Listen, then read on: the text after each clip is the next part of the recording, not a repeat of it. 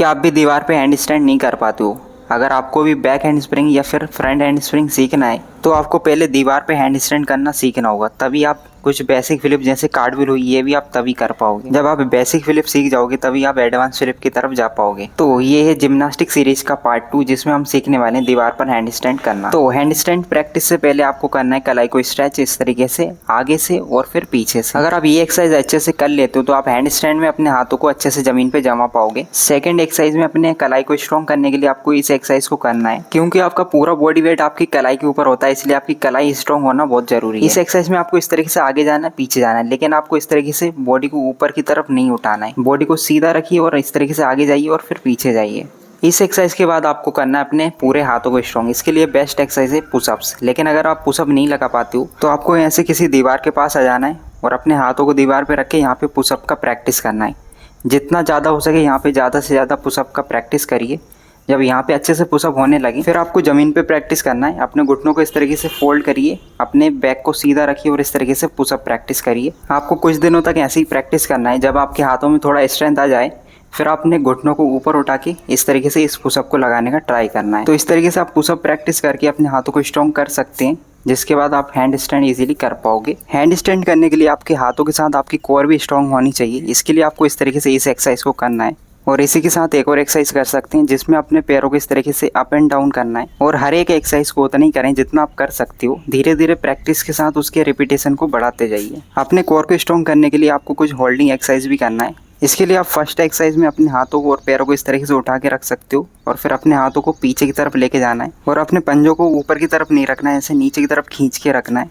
इसके बाद आपको चाहिए अपने लेग्स में थोड़ी फ्लेक्सिबिलिटी ताकि आप अच्छे से किक कर पाओ। तो इसके लिए आपको इस तरीके से अपने लेग को स्ट्रेच करना है, दोनों पैरों को 10 से 20 बार। अगर आपकी स्ट्रेचिंग अच्छी होगी तो आपकी किक भी अच्छी होगी हैंड स्टैंड में, कुछ इस तरीके से। तो हैंड स्टैंड में ऊपर जाने के लिए आपके किक में पावर भी होनी चाहिए। तो इसके लिए आपको इस स्क्वाट का प्रैक्टिस करना है। इसके बाद आपको करना है ये वाले स्क्वाट का प्रैक्टिस 10 से 20 बार जितना आप कर सकते हो। ये सब एक्सरसाइज होने के बाद आपको हैंड स्टैंड ट्राई करना है। तो सबसे पहले आपको दीवार पे इस तरीके से हैंड स्टैंड करना है, जिसमें आपको इस तरीके से वॉक करते हुए दीवार पे जाना है और नीचे आना है। लेकिन कुछ लोग ये नहीं कर पाते होंगे तो उनको क्या करना है, अपने हाथों को ज़मीन पे रखना है और इस तरीके से आगे वॉक करके जाना है और फिर पीछे आना है। जब आपका ये प्रैक्टिस अच्छे से हो जाए फिर आपको किसी चेयर पे अपने पैरों को रखना है। मैं अभी आपको पेड़ पे करके दिखा रहा हूँ, लेकिन आपको चेयर पे ही प्रैक्टिस करना है। इस तरीके से वॉक करके पीछे जाना है और फिर आगे जाना है। जब आपका ये प्रैक्टिस अच्छा हो जाए फिर आप दीवार पे इसको प्रैक्टिस कर सकते हो। जब आप दीवार पे भी इसका अच्छे से प्रैक्टिस करने लगो तो फिर आपको दीवार पे इस तरीके से जाते जाना है, जितना हो सके पास जाइए और अपने बॉडी को सीधा करने का ट्राई करिए इस तरीके से। और यहाँ पे होल्ड करिए 10 से 20 सेकेंड या 30 सेकेंड, जितना देर आप कर सकते हो। और फिर आपको आराम से नीचे आना, जंप नहीं करना है, बिल्कुल आराम से नीचे आइए। अगर इसका अच्छे से प्रैक्टिस हो जाता है तो फिर हम किक करके हैंड स्टैंड प्रैक्टिस कर सकते हैं, लेकिन आपको इस तरीके से नहीं जाना है। आपको अपने कोर को टाइट रखना है जैसे हमने प्रैक्टिस किया था और अपने स्पाइन को सीधा। फिर यहाँ से अपने एक पैर को आगे रखिए, हाथों को आराम से ज़मीन पे जमाइए और फिर आराम से किक का प्रैक्टिस करिए इस तरीके से। लेकिन आपको दूसरा वाला पैर इस तरीके से फोल्ड नहीं करना है, उसे ज़बरदस्ती ऊपर ले जाने का ट्राई नहीं करना है। बस आराम से जिस पैर से आप जंप ले रहे हो उसे जंप लेके छोड़ देना है और ऊपर वाले पैर को ट्राई करने की दीवार से टच हो। इसी के साथ आपको एक और चीज़ प्रैक्टिस करना है जिससे कि आपका बैलेंस और अच्छा बनेगा। पहले तो आपको नॉर्मल किक करना है। जब आपका पैर ऊपर जाने लगे तो आपको इस तरीके से लेग को चेंज करना है ऊपर ही। किक करते टाइम आपको कुछ चीज़ों का ध्यान रखना है, जैसे जब भी किक करो तो पैर फोल्ड नहीं करना, सीधा रखना है और आपका पंजा ऐसा नहीं रहेगा, बिल्कुल सीधा खिंचा हुआ रहेगा बाहर की तरफ। इसी के साथ आपको जब भी किक कर रहे हो तो एक और चीज़ का भी ध्यान रखना है। जब भी आप किक कर रहे हो तो आपको ऐसे सामने नहीं देखना है। आप जब भी नीचे जा रहे हो तो अपने हाथों की तरफ देखना है और पैर को दीवार की तरफ लेके जाना है।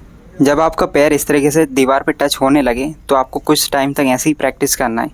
जब आप अच्छे से इसको करने लगो तो फिर आपको ट्राई करना है कि जब एक पैर टच हो जाए तो फिर दूसरे पैर को भी वहीं पे लेके जाना है और यहीं पे बैलेंस करना है कुछ देर। तो इस तरीके से आप पहले दीवार पे हैंड स्टैंड करना सीखिए, इसके बाद ही आप कोई फ्लिप सीख पाओगे। तो इस सीरीज़ के अगले पार्ट में हम सीखेंगे ऐसी और कई सारी बेसिक चीज़ें जो आपको फ्लिप सीखने में मदद करेंगी। तो इस सीरीज़ के साथ बने रहिए और साथ साथ प्रैक्टिस करते रहिए। मिलते हैं अगली वीडियो में एक नए टॉपिक के साथ।